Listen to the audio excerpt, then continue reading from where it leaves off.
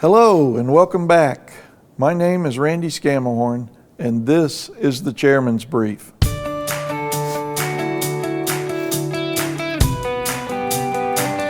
Thank you for joining me for another episode as we talk about how Cobb Schools and the Cobb Board works for you.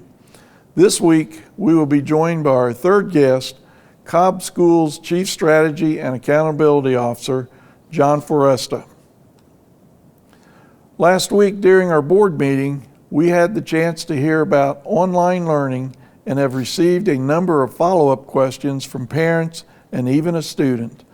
I am looking forward to an informative conversation with John in a moment. As a reminder, the superintendent and his staff run the 23rd largest district in the country, and the Cobb School Board is 7 individual members who represent our county. As board chair, I am spokesperson for the school board and can tell you that Cobb Schools provide some of the very best schools in the nation. Our district staff have the chance to work with many of the other large school districts in the state and across the country. They report the challenges those districts have faced are very similar to the challenges COVID-19 has brought to Cobb. As board chair, I am proud to say we have offered our parents and students the ability to learn face-to-face classrooms for almost the entire school year, while offering remote classrooms for those families who needed them. As public health guidance and increasingly the understanding of COVID-19's impact on staff and students has changed, the superintendent's priorities have not. Student and staff safety, choice for families, and success for all students. That is how the district has made decisions 1 year into COVID-19, and knowing the superintendent, it is how we will continue to make decisions which are not swayed by emotion, politics, headlines, or social media feeds. The students of Cobb County are too valuable to make decisions for any of those reasons. I am proud to support the work of the superintendent and the district staff who have been rock solid during a very difficult situation to navigate. And now, Chief Strategy Officer, John Feresta. Good morning. Good morning, John. John, before we get started, like the rest of our senior leadership team, you have a difficult job, especially during a pandemic. Tell us a little bit about yourself. Well, I'm not going to bore you with a lot of detail, but I will tell you I've had the chance to work here in Cobb on and off since 2003. I've had a chance to work for 3 metropolitan school districts, and I've got 2 elementary age students, and my job, amongst other things, is to make everybody better at theirs. I'm responsible for a variety of divisions and departments, but at the end of the day, we're all trying to support each other so that our students and our teachers can be successful. Okay. What are some of the areas that you cover more specifically? Yeah, so I have a variety of departments. I have our accountability division, which is our really smart folks who are supporting our principals and our assistant principals and our district leaders with all of our district data and accountability, our state accountability. We interact a lot with the Department of Education. We interact a lot with our principals, again, as a support for them. I have our communications division, which is all of our external facing communication to our parents and to our community. I have our Cobb Virtual Academy, adult education, and a long list of other things that will bore our listeners. Okay. Well, during last week's board meeting, we heard about plans for what online learning will look like during the next school year. In case some of our viewers didn't see it or hear it, can you recap those plans for us?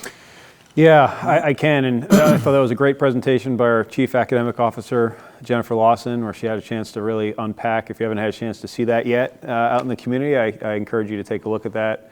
You know, really, I think we should answer that question by starting at the beginning, before COVID-19. Before COVID-19, our students were learning, quote unquote, online. You know, students were learning by watching videos, by using a phone, by using a computer, but we just didn't call it online learning, right? We adults called it learning, and we understand that learning has changed. COVID-19 pandemic brought remote learning to Cobb families, and it's really been putting a camera inside of a classroom and replicating a face-to-face classroom in a virtual environment. So there's been a teacher who's a face-to-face teacher who's bringing their remote students into their physical classroom. And it's been a challenge from a learning point of view. We went from, I'll call it learning before a pandemic, where kids were just using digital tools, to remote learning this past year. Now as we go forward, our superintendent has really challenged us to think a little bit more broadly. How can we build a sustainable, high quality online learning model? And that's what you heard Jennifer reference. To be a little bit more specific, we're going to offer 4 online learning schools or programs that will be part of what we're calling Learning Everywhere. A Cobb student can learn anywhere, and you've heard that term thrown out over the course of this past school year. And we believe that given the right programs, given the right supports that center around a highly qualified teacher with a highly integrated platform with high quality content, that a Cobb kid can learn anywhere. Wow, that sounds quite thorough. But I'd like to, for the benefit of myself, if not for our viewers, go back and let's see if we can zero in on some terms Sure. you just used. Cobb Virtual Academy, then remote learning, then online learning, and then Learning Everywhere. Yeah. Is that basically the same thing, but we've just evolved and got it better as we went along over the past 20, 22 years? We're not just changing the terms, it's actually changing the program. It's actually changing how students learn online. Again, if remote learning was what we've done during 21, 22 in response to a pandemic, online learning, which in Cobb we're calling Learning Everywhere. Again, any online program or school will be part of the Learning Everywhere umbrella. And then to your point, as a parent and as a student, you'll have 4 options. You'll have your Cobb Virtual Academy, which continues to offer our part-time online instruction. We'll have the Cobb Online Learning Academy, which will be a full-time online school for grades 6 through 12.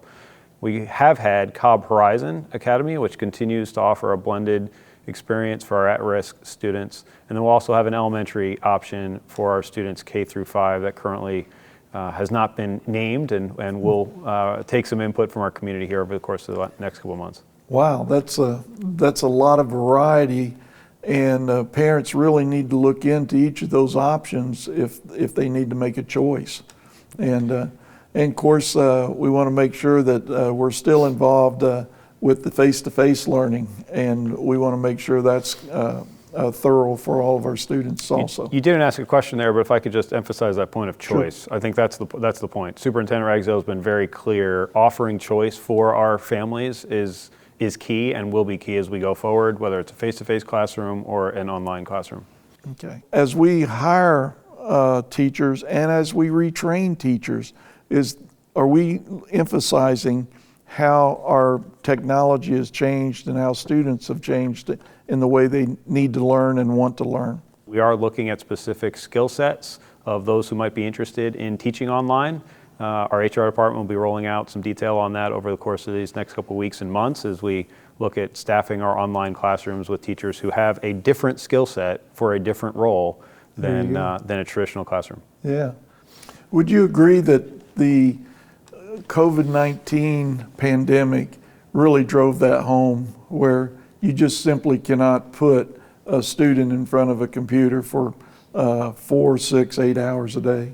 Yeah, it did. We've learned so much during this experience, right? And as the needs of students have changed, then we're committed to changing with those needs and adapting our programming and our people with those needs. To your point, I referenced I've got a couple elementary age students, whether you're elementary or even all the way up to high school. Just the idea of saying, hey, we're going to put a kid in front of a computer and it'll be fine, they'll just teach themselves, is not good teaching.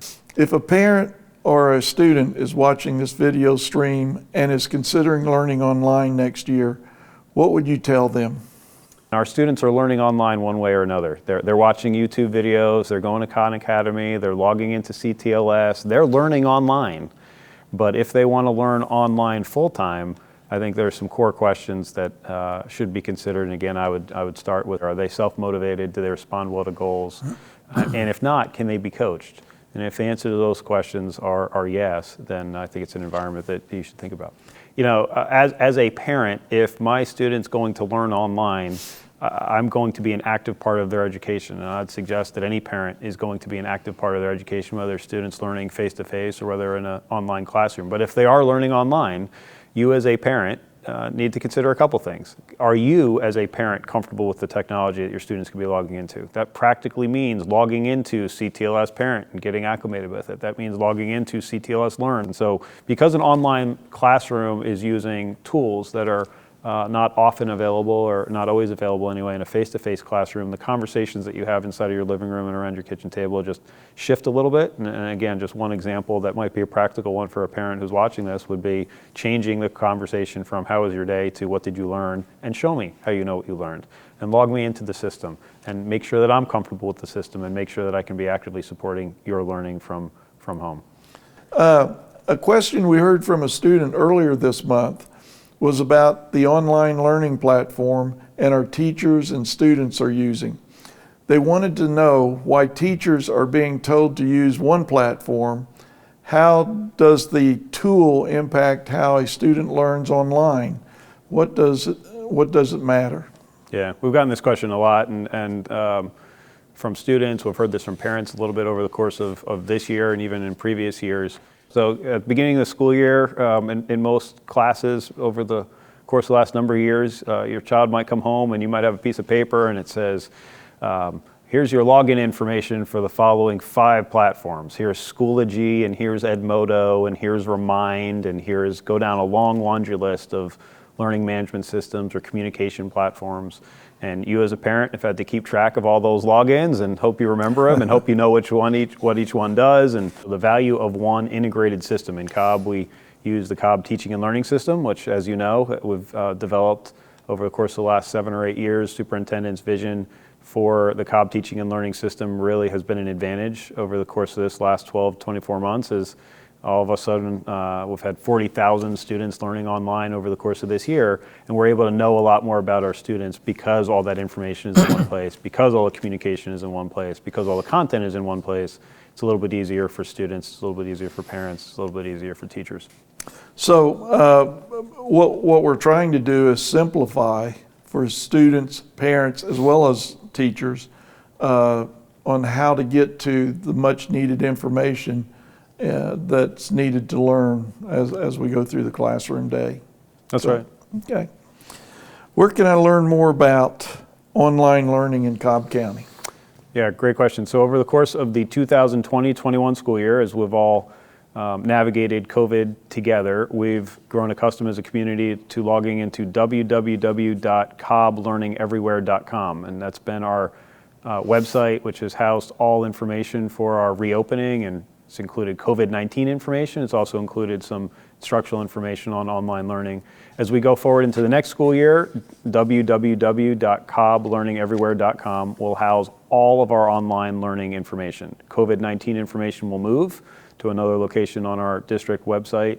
But if you want to know anything about online learning, the programs, the schools, supports for parents, supports for students, things to think about before making a choice, registration information for the next school year, that's where you'll go. Just as an addendum to that, is there a place that I could call, or should I go to my local school if I wanted to talk to somebody in person to get information that I may not understand online or that I don't find online? Yeah, I think I heard Chief Technology Officer Mark Smith reference this last week in reference to another question, but school is always the best place to go. They know you, they know your situation, they know your student. It doesn't mean they necessarily will have all the answers, but they'll know who to talk to go get the right answers. And that's always our suggestion for any question, particularly with online learning, that'll be new for you as a parent or as a student. So yes, local school is always the first stop. Okay. Well, John, thanks for joining us. I have thoroughly enjoyed it, and you've taught me some things already today. And thank you for joining us for another episode of the Chairman's Brief. I hope our time together has been useful in helping you, our customers, understand a little bit more about Cobb Schools and what makes our team the very best in the state and country. It is because of our community and staff that this county truly is the best place to teach, lead, and learn. Thanks again, and we'll see you next week's edition of the Chairman's Brief with Chief Academic Officer Jennifer Lawson. Have a good day.